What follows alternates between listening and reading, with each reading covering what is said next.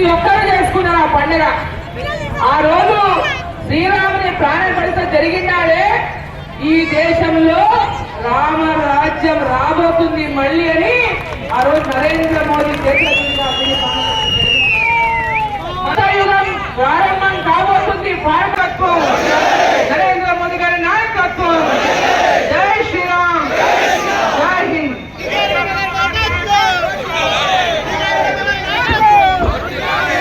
ముఖ్యమంత్రి ఫోటో పెట్టుకుంటున్నారు. మళ్ళా ఒక పక్క నరేంద్ర మోదీ కేంద్రం నుంచి ప్రతి ఒక్క రేషన్ కార్డు ముందర పెట్టుకుంటే ఆ పక్కన ఇంకొకటి పెట్టింది, మేము ఇస్తున్నాం బియ్యమై.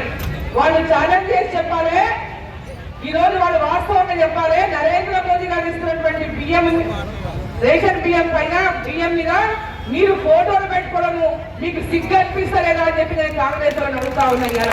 అలాంటి దేశానికి సిగ్గు లేకపోతే కాంగ్రెస్ వాళ్ళకి సిగ్గు లేకపోతే ఇక 6 గ్యారంటీలు అన్నారు. మిమ్మల్ని అందరినీ ఓట్లప్పుడు మోసం చేసిండు. 6 గ్యారంటీలు. కేసీఆర్ ఏమో 2 బెడ్రూమ్లు అని కేసీఆర్ మోసం చేసిపోయారు. ఇప్పుడు వీళ్ళేమన్నారు 6 గ్యారంటీలు అండి. 6 గ్యారంటీలు ప్రతి ఒక్క మహిళకు 2500 రూపాయలు నెలకు అన్నారు. వస్తున్నాయమ్మా? 2500 వస్తున్నాయా? 2000 పెన్షన్ 4000 అండి వచ్చినాయా? 200 యూనిట్ల కరెంటు ఫ్రీ అండి రేషన్ కార్డు అంతా. 15,000 రూపాయలు రైతు బంధు అండి. 2 లక్షల రూపాయలు రుణమాఫీ అండి. చదువుకున్న పిల్లగాళ్ళకి అందరికీ 4,000 రూపాయలు నెల జీతం ఇస్తామండి. పెళ్లి చేసుకుంటే 1 లక్ష రూపాయలు తులం బంగారం అండి. మరి ఇవన్నీ మాటలు చెప్పి గుర్తు ఎక్కిండ్రు కాంగ్రెస్ పార్టీ వాళ్ళు. మనం ఏం చెప్పి గొంతు తీసుకొని చెప్తాడో మీరు ఎవరో నమ్మలేదు. నరేంద్ర మోదీ చెప్పిన మాట నిలబెట్టుకున్నటువంటి వ్యక్తి కేసీఆర్ గారి. కేసీఆర్ చూసి కాంగ్రెస్ వాళ్ళు కానీ ఒకరి నుంచి ఒకరు మిమ్మల్ని మోసం చేయడానికి వస్తున్నారు.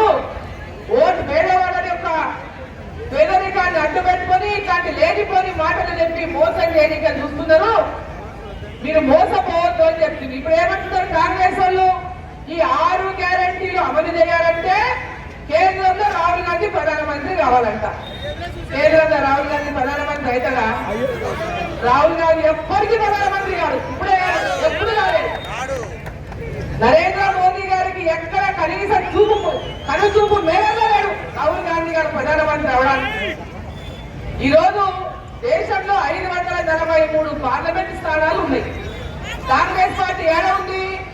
ఇక్కడ కర్ణాటకలో ఉంది, ఇక్కడ తెలంగాణలో ఉంది, ఇంకొక చిన్న రాష్ట్రంలో ఉంది, అక్కడ నార్త్ లో హిమాచల్ ప్రదేశ్ లో చిన్న రాష్ట్రంలో ఉంది.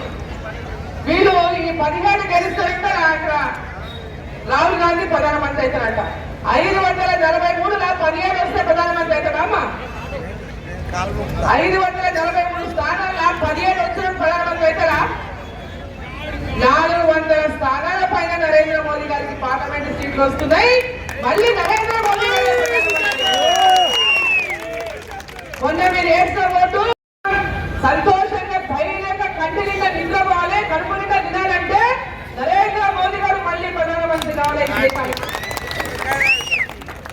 ఆయన ప్రధానమంత్రి అయితేనే భారతదేశం పెద్ద ఎత్తున అభివృద్ధి చెందిన దేశంగా, అంటే 2047 కల్లా 100 ఏళ్ళైతే మన స్వతంత్రం ప్రపంచ దేశాల్లోనే అభివృద్ధి చెందినటువంటి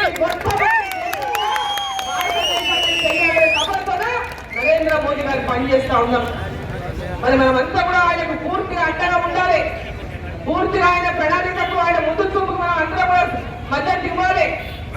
మద్దతు ఇచ్చి వారిని రేపు రాబోయేటటువంటి పార్లమెంట్ ఎన్నికల్లో ఇక్కడ నుంచి పెద్ద ఎత్తున కమలం పువ్వు గుర్తుకు ఓటేసి మనం పార్లమెంట్ అభ్యర్థిని గెలిపించుకోవాలి. ఇంకొక మాట చెప్తే దయచేసి మోసపోవద్దు. ఈ రోజు 5 యాత్రలు మొదలు పెట్టారు. ఒక్కొక్క యాత్రలో పార్లమెంట్ 4 పార్లమెంట్లు ఉన్నాయి. మరి ఎక్కడ పోయినా విశేషమైనటువంటి స్పందన ప్రజల నుంచి ఉంది. మేము మొన్న ఏ పార్టీకో వేసాం, ఒక ఆ పార్టీకి ఒక ఈ పార్టీకి ఏదో పార్టీలోకి వేసుకున్నారు. మొన్న ఎవరు ఏ పార్టీకి వేసినా ఇప్పుడు మాత్రం కమలం పువ్వు గుర్తుకే. శ్రీరాముడు అక్క చెల్లెళ్ళు అన్నదమ్ముళ్ళు ప్రతి ఒక్కొక్కరు నరేంద్ర మోదీ గారి యొక్క సైనికుల్లాగా పనిచేయాలి. కమలం నరేంద్ర మోదీ గారికి మన తెలంగాణ నుంచి మన పాలమూరు జిల్లా నుంచి పార్లమెంట్ స్థానాలు అందియాలి, మన ప్రాంతాన్ని పెద్ద ఎత్తున అభివృద్ధి చేసుకోవాలని మనందరూ ఈ సందర్భంగా కోరుకుంటా ఉన్నాం.